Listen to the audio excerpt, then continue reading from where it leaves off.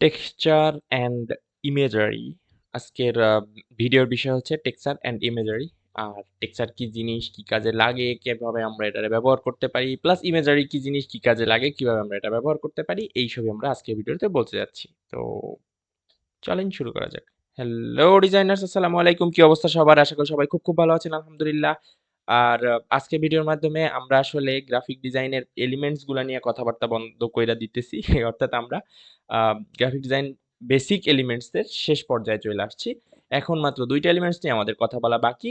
আর যেটা বলতেছি যে এই টেক্সচার যেটা, সেটা আসলে আমার মতে লেস ইম্পর্টেন্ট, বাট ইমেজারি যে জিনিসটা, সেই জিনিসটা আসলে মোর ইম্পর্টেন্ট বলা যাইতে পারে। বাট আমি এদের দুজনকে একসাথে কভার করতেছি এবং শেষ দিকে রাখতেছি। এর কারণ হইলো আহ, এরা আসলে একটু ছোট্ট টপিক, বেশি কথা এদের নিয়ে বলতে হয় না, এদের বোঝা মানে অল্প একটু বুঝলেই হয়ে যায়। সো এই জন্য আমি এদের দুইজনেরই একটা ভিডিওর মধ্যে কভার করতেছি। বাট এমনিতে ইমেজারি খুব ইম্পর্টেন্ট একটা জিনিস ডিজাইনের জন্য, এই জিনিসটা মাথায় রাখতে হবে। তো টেক্সচার যেহেতু আমরা প্রথমে রাখছি এই কারণে, যাতে এটা অনেক ছোট্ট একটা টপিক, অল্প একটু সময়ের মধ্যে আমরা এই জিনিসটা বুঝাই দিই। টেক্সচার কি জিনিস? টেক্সচার হচ্ছে আমরা কোনো কিছু টাচ করলে যে ফিলটা পাই, অর্থাৎ সিম্পলি আমার কথার মানে হইলো যে আমরা যা কিছু ধরি, যেমন আমার সামনে একটা টেবিল আছে, আমি যদি টেবিলটার উপর হাত বোলাই তাহলে এর মধ্যে একটা অনুভূতি হচ্ছে, একটা ঘর্ষণ হচ্ছে, সামথিং ফিলিং কিন্তু আমার হচ্ছে কিছু একটা ধরার, এই জিনিসটা হচ্ছে টেক্সচার।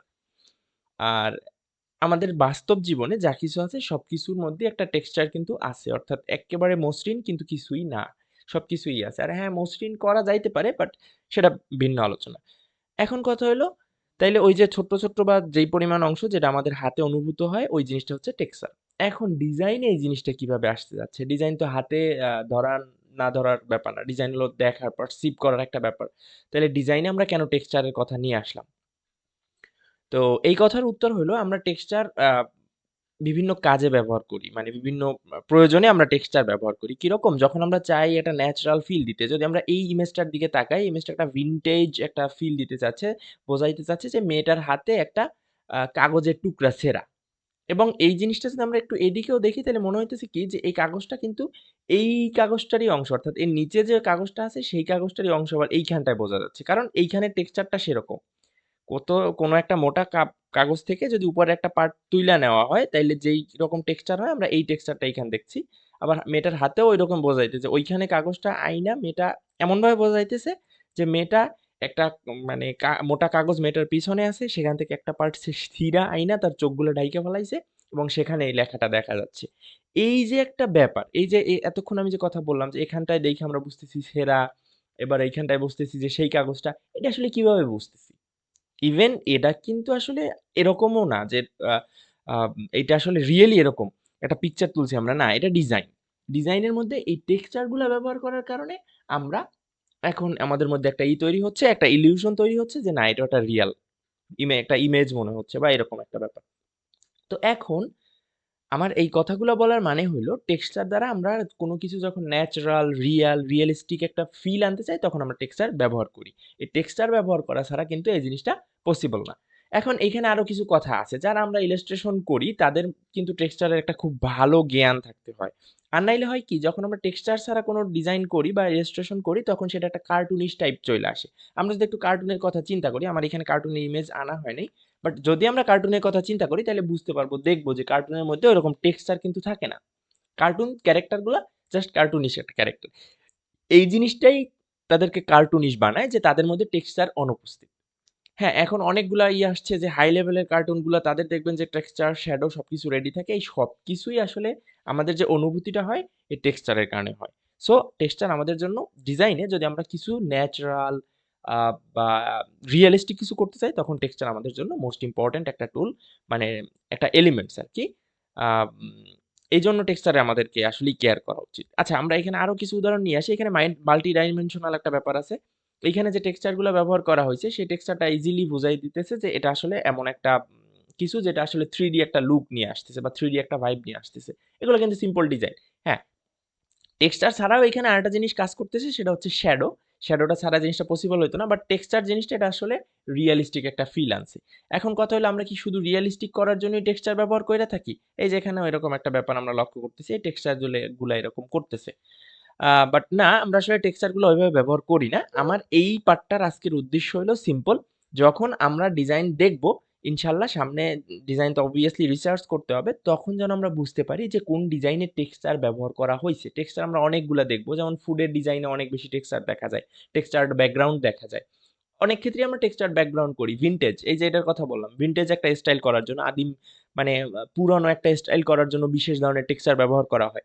তো এখন আমি টেক্সচারের উপরে আসলে অনেকক্ষণ লেকচার দিতে পারি, বাট আসলে বুঝতে হবে কোন ডিজাইনটায় টেক্সচার ব্যবহার করা হয়েছে এবং কী ধরনের টেক্সচার ব্যবহার করা হয়েছে এবং টেক্সচারের কারণে কীরকম পরিবর্তন ডিজাইনটায় দেখতে আসতেছে। যেমন এইখানে টেক্সচার ব্যবহার করা হয়েছে, বাট এটা মডার্ন দেখা যাইতেছে, এটা মডার্ন দেখা যাইতেছে, আর এটা ভিনটেজ দেখা যাইতেছে।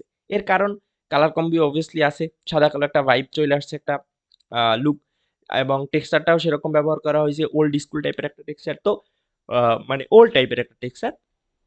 মূল কথা হইলো আমাদের ডিজাইনে যখন আমরা ডিজাইন দেখব তখন যেন বুঝতে পারি এইখানে টেক্সচারটার কি কারণ। আবার অনেক সময় দেখা যায় খালি খালি লাগতেছে ডিজাইন, তখন আমরা টেক্সচার ব্যাকগ্রাউন্ড বা টেক্সচার ইউজ করে থাকি।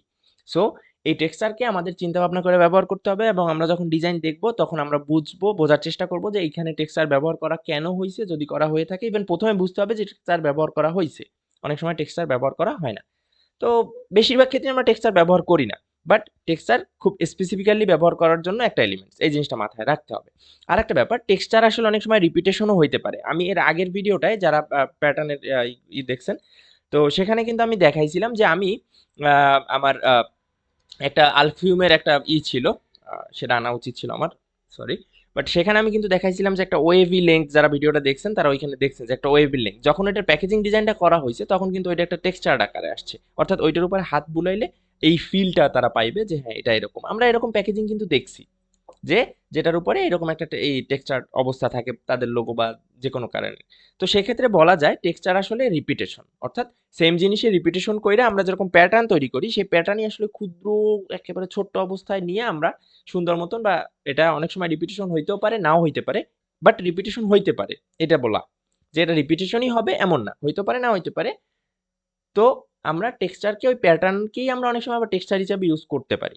এই হলো জাস্ট টেক্সচার এবং প্যাটার্নের মধ্যে একটা সামঞ্জস্য।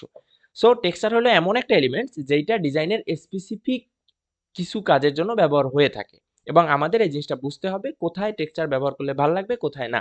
বেহুদা অবস্থায় টেক্সচার ব্যবহার করার কোনো দরকার নাই। সিম্পলি আমাদের এই জিনিসটা যখন আমরা ওই যে বললাম মাল্টি ডাইমেনশনাল করা, ন্যাচারাল করা, রিয়েলিটির কাছাকাছি আনা, দেন এইরকম বুঝা শুনে টেক্সচারকে ব্যবহার করতে হবে। এটা এমন একটাই এলিমেন্টস গেল। টেক্সচারের কথা আমাদের এখানটায় গেল, আমরা টেক্সচারকে বাদ দেই, এবার আমাদের আসতেছে ইমেজারি। ইমেজারি জিনিসটা আসলে ইম্পর্টেন্ট, কেন ইম্পর্টেন্ট? ইমেজারি টাইপ চলে আসছে। আমরা যদি ইমেজারির কথা চিন্তা করি, ডিজাইনে আসলে ইমেজারি জিনিসটা অনেক বেশি একটা বড় রোল প্লে করে। এই ডিজাইনটার কথা ধরি, বা যে কোনো ধরনের মার্কেটিং ম্যাটেরিয়ালস বলি, বা যে কোনো ধরনের ডিজাইনে ইমেজটা আমরা বেশি ইউজ কইরা থাকি। এখন এই ইমেজটা যে ইউজ কইরা থাকি, এটার কারণ হলো টেক্সটের চাইতে ইমেজ জিনিসটা মানুষের মনে তাড়াতাড়ি যায় এবং তাড়াতাড়ি বের হয় না। ব্যাপারটা এরকম, যেমন আমরা এখানটা দেখেই বুঝতে পারতেছি এটা একটা ওয়ার্ক প্লেস। এখন যখন তারা বইলে দিতেছে সোশ্যাল মিডিয়া এক্সপার্ট, তখন আমরা অলরেডি বুঝে যাইতেছি এটা সোশ্যাল মিডিয়া এক্সপার্টদের একটা টিম, এমন একটা এজেন্সি যারা সোশ্যাল মিডিয়া এক্সপার্ট সাপ্লাই করে বা সোশ্যাল মিডিয়ার হেল্প করে থাকে। এই যে ব্যাপারটা, আমাদের ইমেজটা কিন্তু তার সেই জিনিসটা বোঝাই দিছে, এবং আরো স্পেসিফিক যদি ইমেজ করা হয়, দেন এই জিনিসটা আরো বেশি স্পেসিফিক্যালি আমরা বুঝতে পারি যে হ্যাঁ এটা আসলে এই জিনিসটাই। যেমন এখানে একদল যদি কোট পইরা দাঁড়াই থাকতো, তাহলে আমরা বুঝে যেতাম এটা লয়ার, এটা ল ফার্ম, রাইট?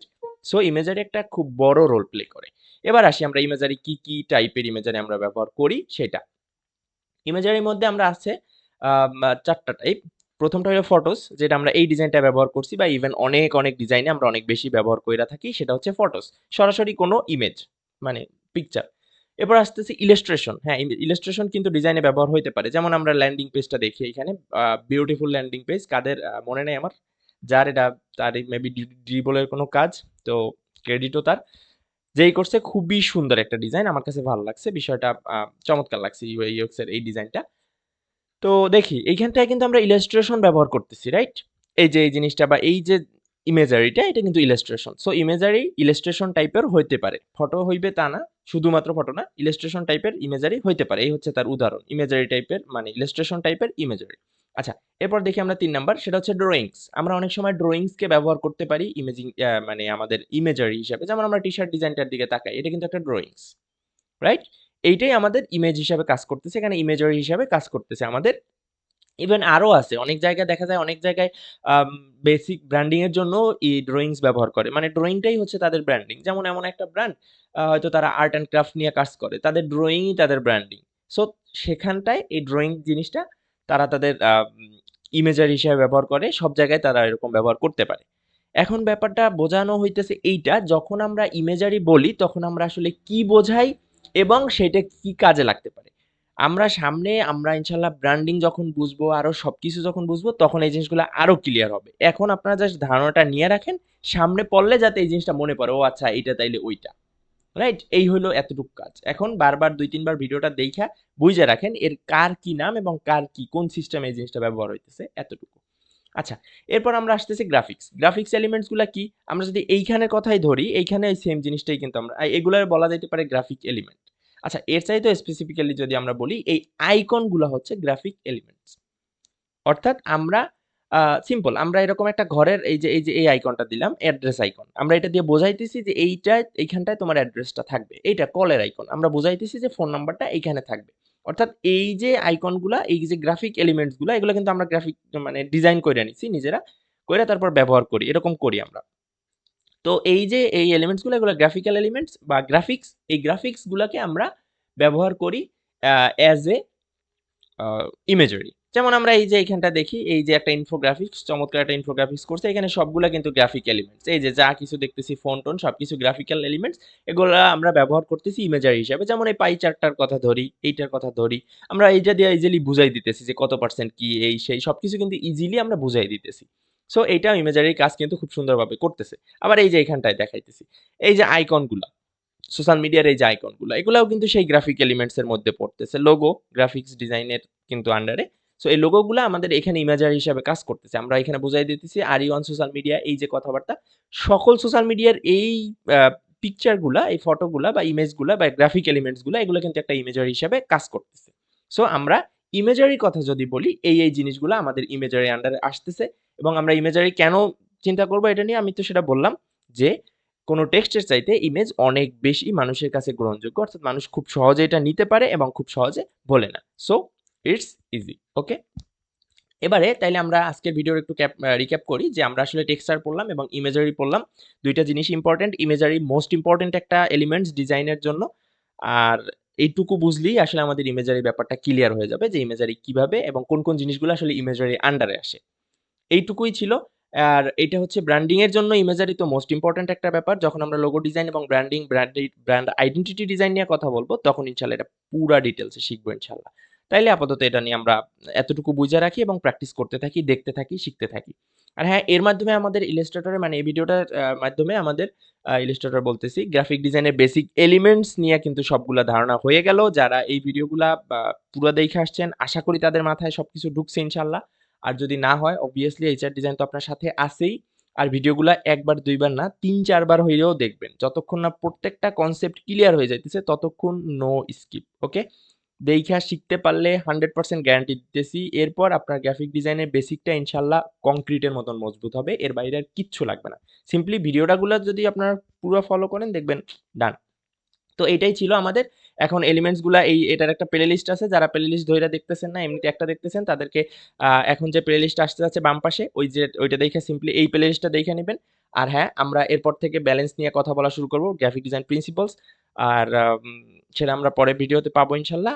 তবে যারা এখন ইলাস্ট্রেটর শেখে নাই তাদের জন্য ডান দিকে আসতে যাচ্ছে ওই ইলাস্ট্রেটরের প্লে লিস্ট। দেখে নিবেন ইনশাআল্লাহ। আর সবাই ভালো থাকবেন, সুস্থ থাকবেন। আসসালামু আলাইকুম।